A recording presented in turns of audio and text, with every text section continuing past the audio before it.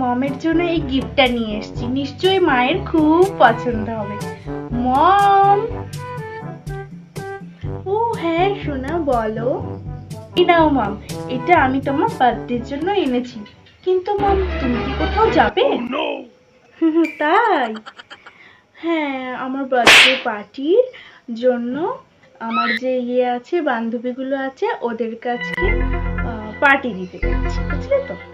ঠিক আছে নাও মম, এটা নিয়ে দেখো কেমন লাগছে, দেখো ধরো। এই শাড়িটা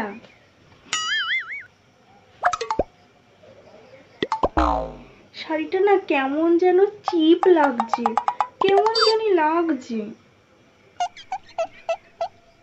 বলছি কি শোনো না, এরকম চিপ শাড়ি আমি পরি না। কত নিয়েছে? 40,000 টাকা নিয়েছে। কি এই কত টাকা মাত্র?